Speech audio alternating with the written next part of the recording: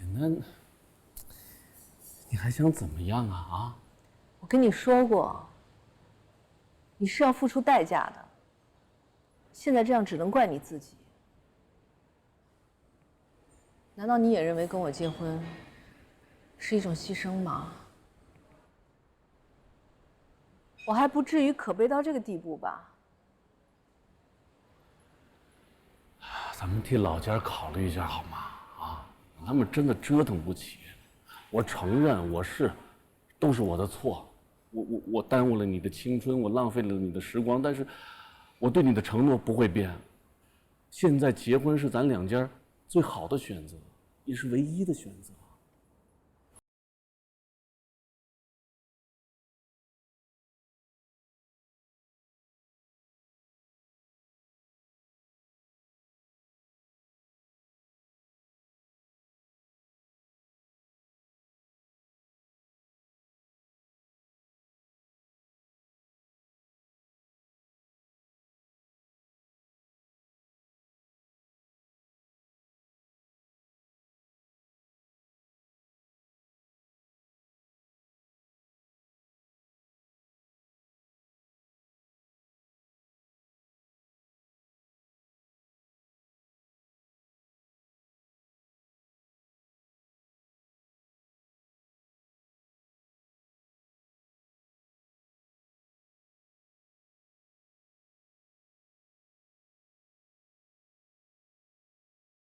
但过于奢华，咄咄逼人。比较起来，还是报春花惹人喜爱。而且，蔷薇容易给人以流于人情的脆弱感。报春花虽然朴素，却具有那种清冽的韵味，令人肃然起敬。怎么不读了？我有点累了。心累吧？你呀，就是想的太多了，啊！要听父母的话，听父母。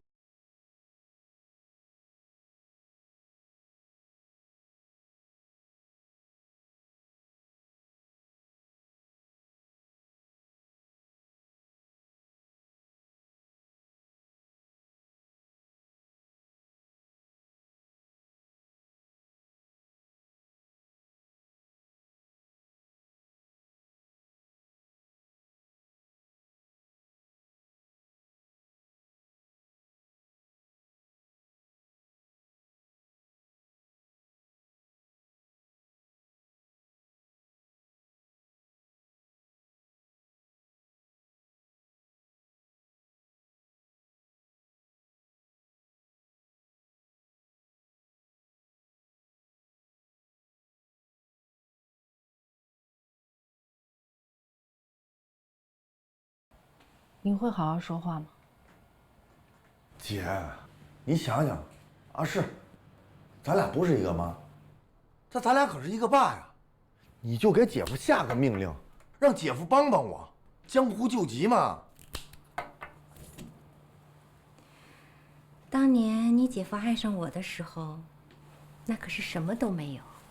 但是呢，每到晚上，他就会来到我的床边，跟我道一句晚安，并且吻我一下，真是太甜蜜了。不过男人们啊，就是对轻易到手的东西不懂得珍惜，就好像女人一年过30，他们就觉得应该滚蛋了。滚蛋？他敢让你滚蛋？我爱上你姐夫的时候啊，就好像一个探照灯，一下照亮了一直处于黑暗中的某个物体。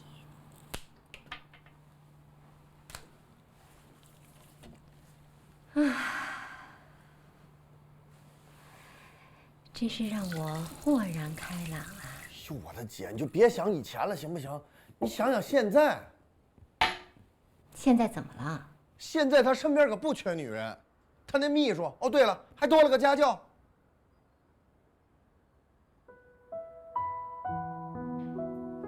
跟爸妈说句实话，你对那冯春生还有感情没有啊？你不说话，就说明有啊。你说连人大老板的女儿都看上他了，你说你，啊，你是不是有点傻呀？再说了，除了卓小婷，人家冯春生没什么对不起你的地儿吧？你看，这不也没话说了吗？现在啊，卓小婷啊都拿着户口本上门了，你要再举棋不定，那爸妈就真帮不了你了。爸，我求你们，你们就放过我吧，别帮我了。哎，你这孩子，你给我站着！我跟你爸怎么了？啊？你从小，我们俩舍不得吃舍不得喝的把你养大，供你成人，让你有出息。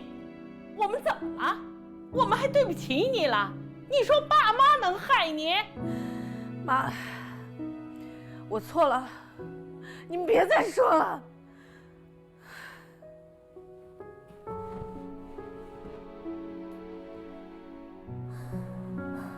知道错了就行，啊，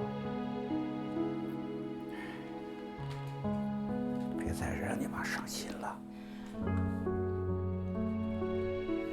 就这样啊，车票啊买好了，咱们回去找春生，登记结婚。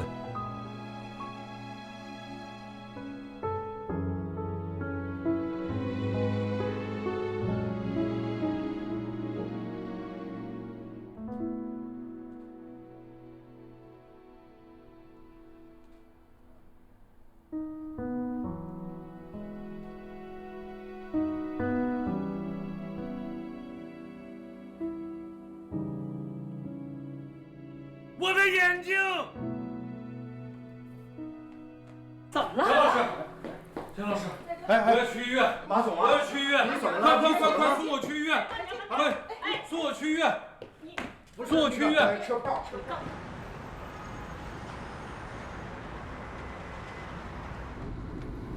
再坚持一会儿，眼睛还疼吗？连你都信了，看来我装的不错。我救你出来，就是想让你冷静冷静。苏格拉底说过，没有经过理性思考的生活是没有价值的生活。人必须首先认识他自己，才能知道自己的生命本性，完成自己的使命。怎么才能真正的认识自己呢？萨特说，人都是在别人的目光当中生活的，人无法认识他自己，必须要依靠别人的评价才能认识他自己。因为人不能孤独的生活，必须要同他人一起生活，所以人的一生其实都是生活在别人的评价当中。这种别人的评价对人自己来说是一种捆绑，有些人能够挣脱这种捆绑，有些人就不能。那总不能完全不考虑别人的感受吧？人是在人生的选择当中确定他自己的生命本质，并决定他自己的生命本质。那我应该怎么选择呢？你先帮我接一下电话。喂。李文。哎，李教授。一如出事了，你过来一趟吧。哦，知道了，我马上到。去疗养院。上面这位女士，不要激动，请往后退。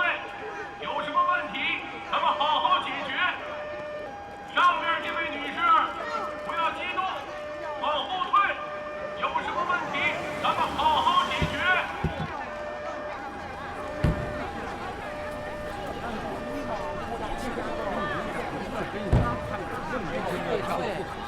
穆家的妈妈站在楼顶的平台上。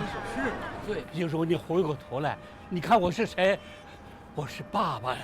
走，咱们回家，我们回家去啊！作为一个人，我始终是个局外人。我不需要什么，也不被人所需要。小心，慢，小心前面还没有台阶。我没有家，没有归属感，所以对死亡，我始终抱着眷恋。一如，你看看我，你可怜可怜我吧！你看看，你看，他在你的前面。谁来？谁来？一如。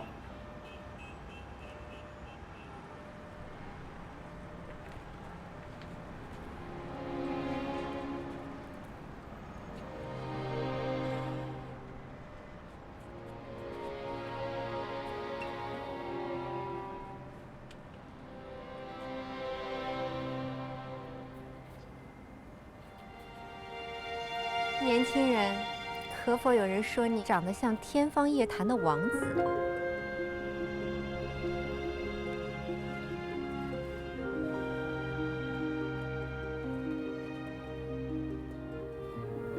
你就是我的玫瑰骑士，先是向我鞠躬，现在又向我献花。你就是天生的君子，当今世上绝无仅有。来，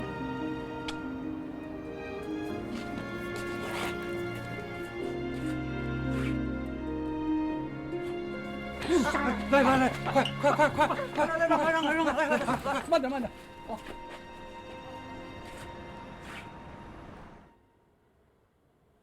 你这是要害死你姐吗？你还有脸说我？你自己做过什么？你自己清楚。我做过什么？我只是穆家的家庭教师，要不是为了穆家，我才不会在这儿上班呢。不做亏心事，不怕鬼敲门。简老师，跟你没关系。列位，对，只是我要告诉你，一如她经不起刺激了，她要这样发展下去，她怎么得了嘛？啊！我希望你小心点，谨慎点，行不行？拜托了。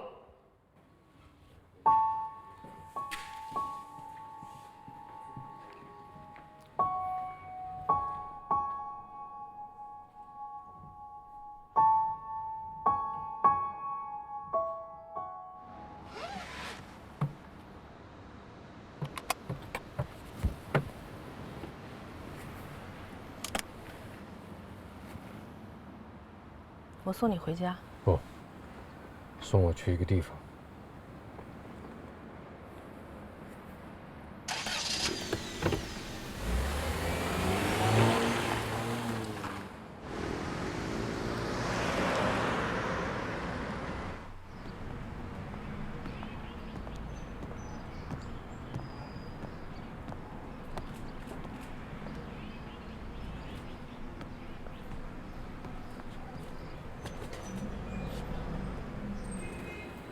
哎，马先生，您来了。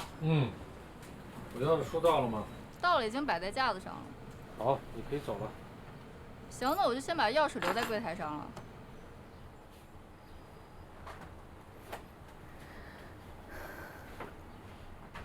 每次我心乱的时候就会到这儿来。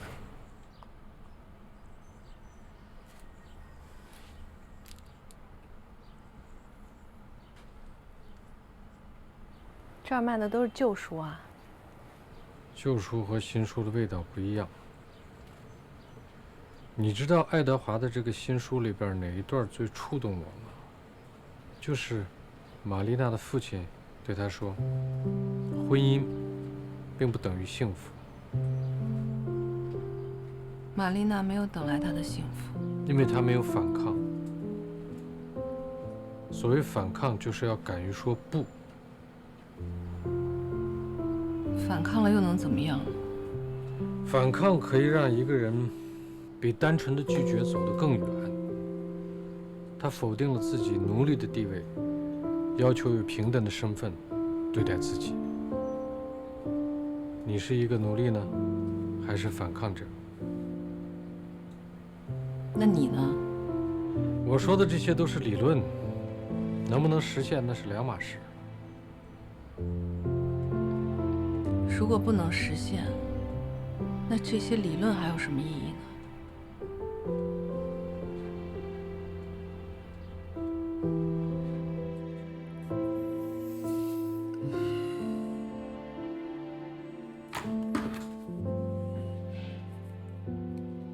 简单。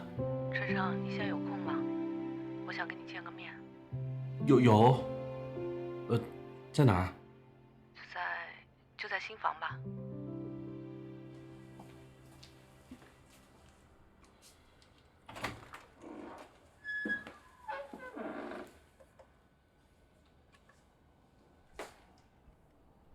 简单，这婚我不结了。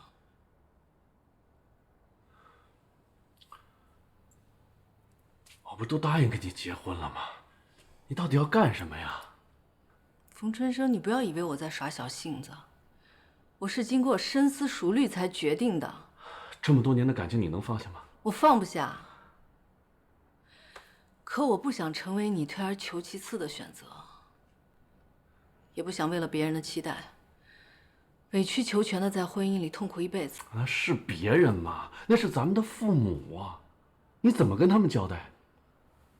我自己会跟他们说的，这跟你没关系。你不用再劝我了。你要是连这点勇气都没有，就算你有周小婷，也是一事无成的。说起来容易，有几个人能做到？那太难了。难我也要试一试。你是要付出很大的代价。成，那行，那都很好。那不成呢？那我就是活生生的例子。当初我没答应跟你回去结婚，我就是不想妥协，我就是想反抗。结果呢？结果我就成现在这个样子了。你要是拿你失败的经历来劝我，我还真是瞧不起你。你要是想诉苦，那你是找错人了。简单，我怎么感觉我不认识你了呢？我和你一样，也想过要妥协，可是我现在想明白了。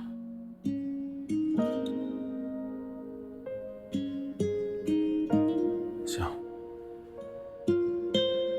这房子留给你。我连你人都不要了，我还要这房子干嘛？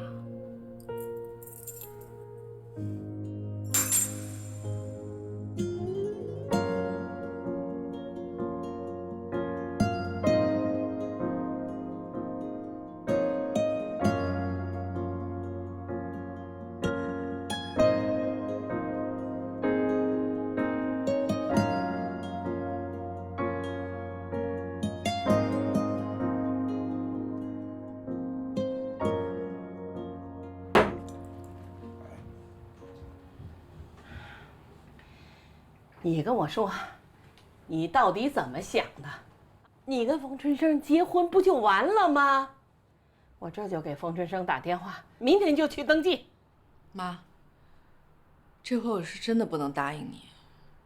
哎呦，我的天哪！你妈妈都快让你给气死了，你现在怎么这样啊？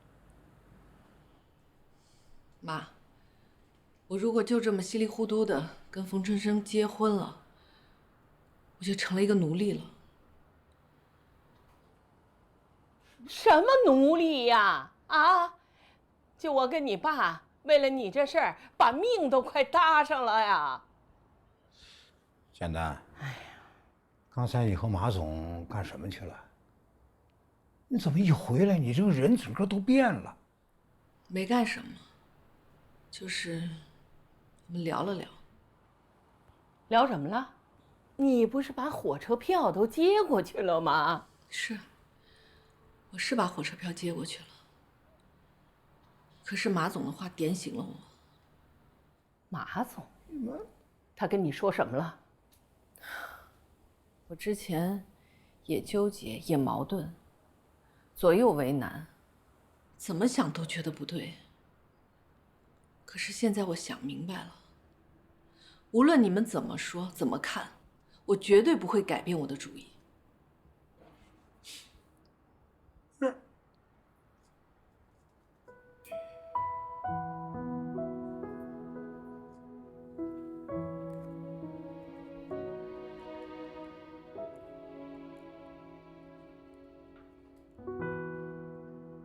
尊敬的爱德华先生，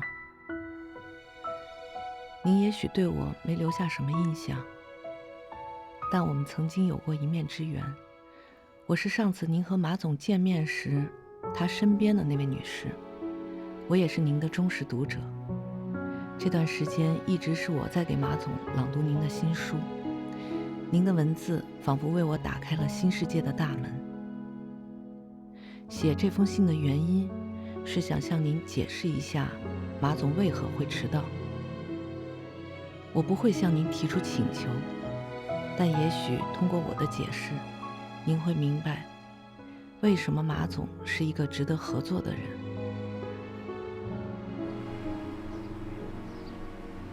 帕斯卡尔和玛丽娜在与园圃相邻的林中散步，欣赏着那里的孤僻和神秘，脚踢着秋天的落叶。橡树的叶子仿佛是镜子里摇动着的叶子，这一切都是梦，真实的幻影。帕斯卡尔拍着玛丽娜的肩头，小声说：“一个人终其一生，就是要摆脱他人期待的捆绑，成为真正的自己。”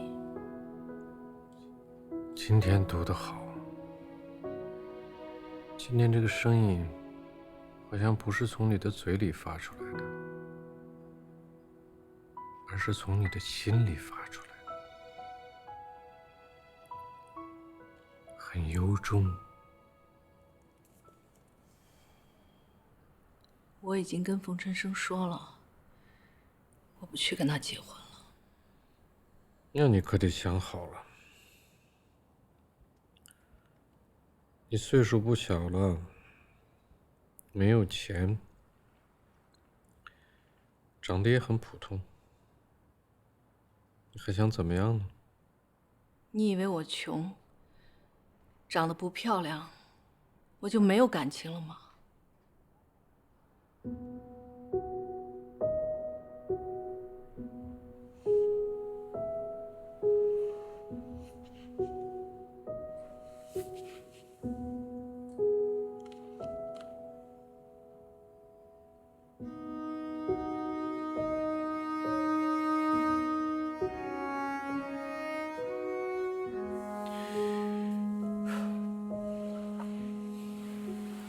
朗读3日，刮目相看。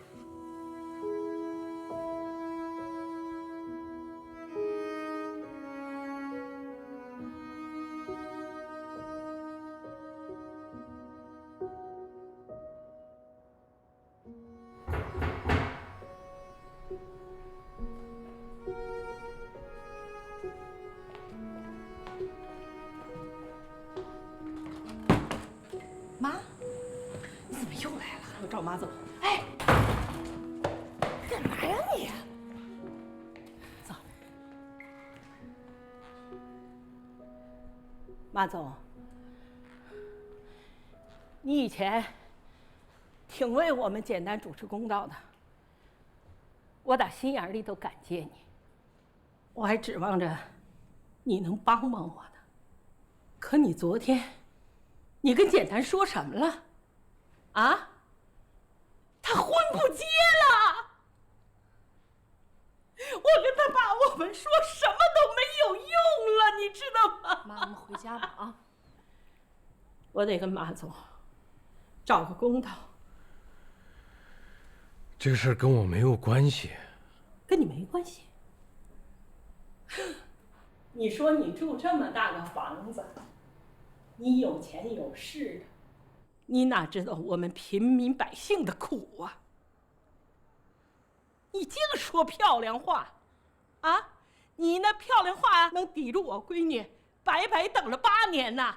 我们指望你那漂亮话能让我闺女过上好日子啊？她指望谁呀？指望你呀！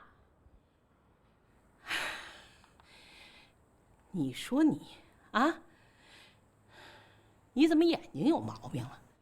你要变成个哑巴该多好了，省着你胡说八道的。阿总，我求你了，算我求你了，行不行？你跟我们家简单说说，让我们家简单回去，赶紧结婚吧，行不行？简老师，算我求。请你母亲离开这里。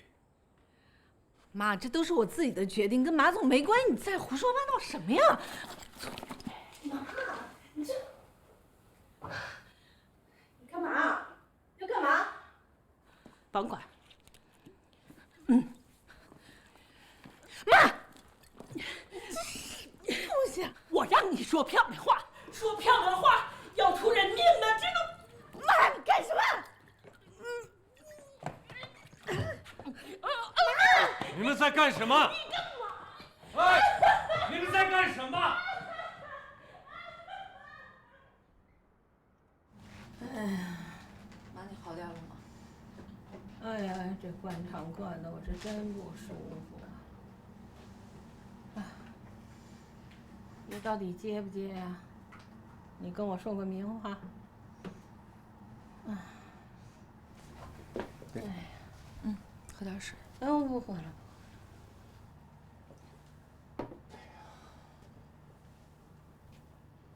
我知道，你希望我有一个好的归宿。可你这么胡闹，万一有个三长两短，我这辈子都不会幸福的。你仔细想想。你看看，你妈都差点死了，有你这么当女儿的吗？妈，你不能拿你自己的命来逼我。你生了我，养了我，我是应该孝敬你。可是人生是我的，我不可能按照你期待的那样去生活。我不会跟你妥协的。哎呀，站住！今天你要敢出这个门，我们就当没你这个女儿。爸，你照顾好我妈。我跟你说，你要是不结婚，我跟你说，我就不吃药了，我上你们马总那楼上，我跳下去，我。什么？你妈还要到我家来跳楼？你放心，明天就让他们回去了。我给你惹麻烦了，真的对不起。他先是到我家里来喝药，现在又要来跳楼，他怎么老到我这儿来闹啊？你的事儿凭什么连累我？凭什么？我真的不想连累你。其实，在这件事情上，我还挺感激你的呢。我就是想用你的话去说服我妈。愚蠢！你那叫对牛弹琴。你结不结婚跟我一点关系都没有。那细想起来还是有点关系的。我是因为听了你的那些话，才下定决心要跟他分手的。你那些话对于我来说真的是醍醐灌顶，让我恍然大悟。我提醒过你，那只是反抗的理论，能不能实践那是两码事。你出版社出了一本书，读者按照这意思去办了，结果出了事儿了，读者就来找作者、找出版社的麻烦，那以后谁还敢出书啊？那要是作者不想用自己的作品去启迪读者的话，你这样的书确实出的也没意义啊。你这不是口是心非、表里不一吗？我那是说给我自己听的，不是说给你听的。不管是说给谁听的，只有做了才有意义。有些人懂得了这个反抗的道理，但他却没有去实践。为什么？因为他知道自己承担不了反抗的这个后果。就好比你现在，你就是承担不了反抗的后果。我已经在承担了。我看害怕承担的人是你吧？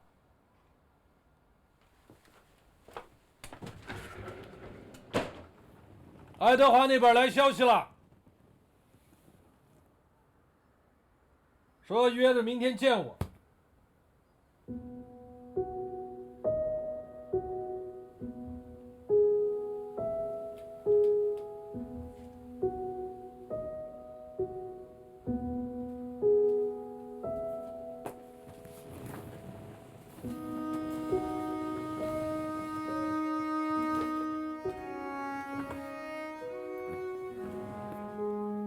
天要我陪你去吗？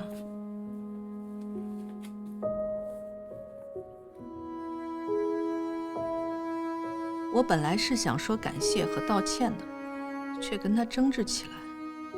后来我才明白，我在不知不觉中已经变成了一个反抗的实践者，而他说了那么多，可能只是一个反抗的理论家。无论如何，如果没有遇到马列文，我的故事可能是另外一种结局。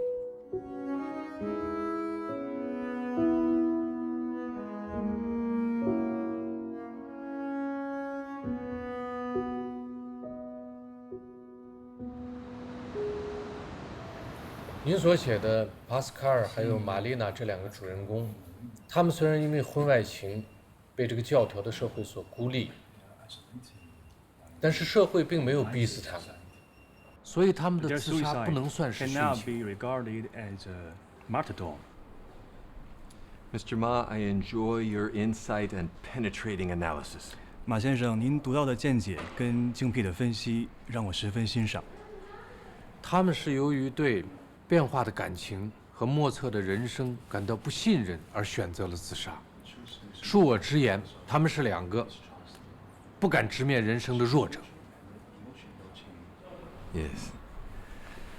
Mr. Ma, I believe our cooperation will be very good. 马先生，我们的合作会非常愉快。Are you the person who has been reading my books to Mr. Ma? 你是一直给马先生读我的书的那位女士吗？是的。Yes. Thank you, and thank you, Mr. Ma, for reading my books. 谢谢你为马先生读我的书。An author without a reader is just a typist. A book without readers is just dirty paper. 没有读者的作家就是一个打字员，没有读者的书就是被弄脏的废纸。Our soul being read makes us know each other and know the world. We are not alone. 只有通过阅读，我们的灵魂才可以相互沟通，我们才知道彼此在世界上不是孤独一人。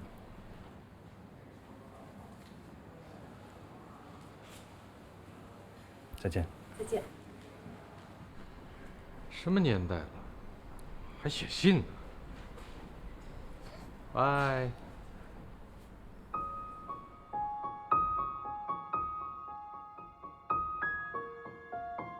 我们顺利地拿下了爱德华的版权，马列文的眼睛也痊愈了。我想，我作为朗读者的工作也可以告一段落了。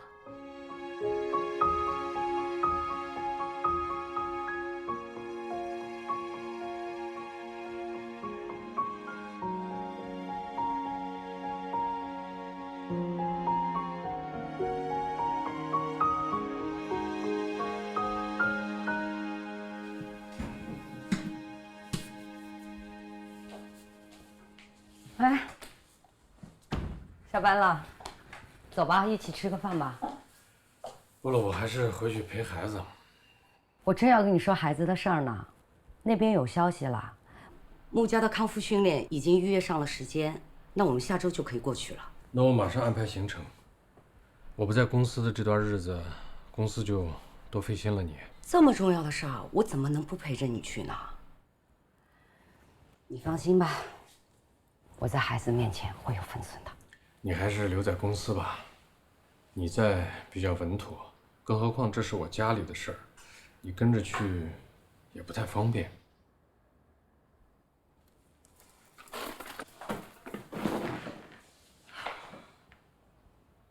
你真的要这样过一辈子吗？你身边不需要有个人吗？我承认我们在工作上是有一点小矛盾，可是我都已经迁就你了。爱德华的书不是出了吗？除此之外，我觉得我没有给过你什么压力吧。再说了，我不是个小女孩，婚姻这个事儿我已经经历过了，我不需要什么了。我现在呢，就想好好的生活，要一份稳定的感情。我不想一辈子那么冷清，你不冷清吗？你有资格说冷清。我没有，你就非要把自己关在一个黑屋子里边，你不想出来透口气吗？透口气又怎么样呢？再回去一切照旧，什么都不会改变，这样做没有任何意义。行了，说点实际的吧。这样吧，一直有我在跟他们那边联络，我对那边也熟悉。现在我不去，你们俩会有麻烦，耽误孩子的康复训练。你自己看着办吧，我走了。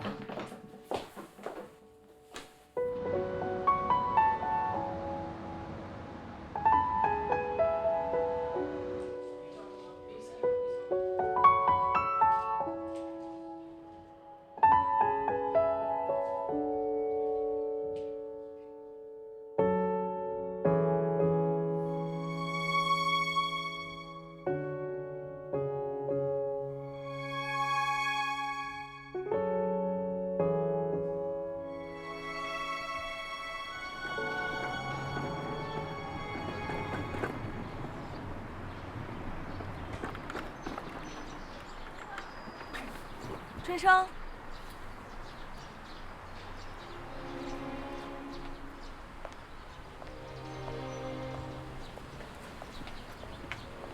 小婷，你怎么来了？怎么我不能来啊？你去哪儿了？我都等你半天了。我愣着干嘛？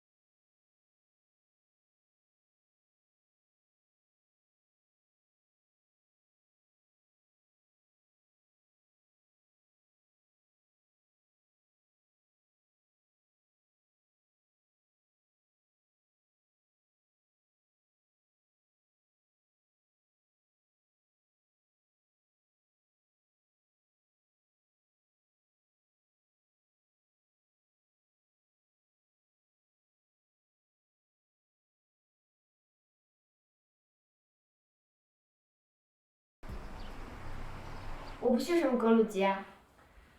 这家康复中心治好过很多专业的运动员，我们是费了很大的劲儿，用了很长的时间才约上的。反正我不去。这个事儿由不得你，我已经安排时间了，我们必须尽快过去。你是故意让我去遭罪的吗？这事儿没商量。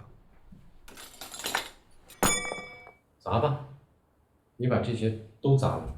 你把房子点了，我们也得去。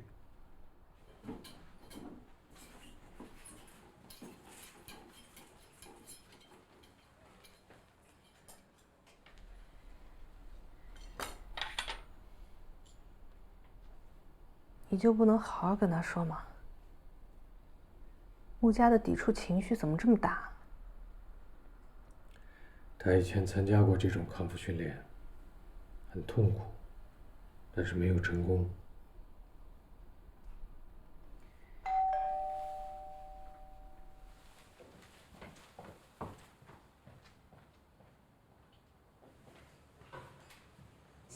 来了。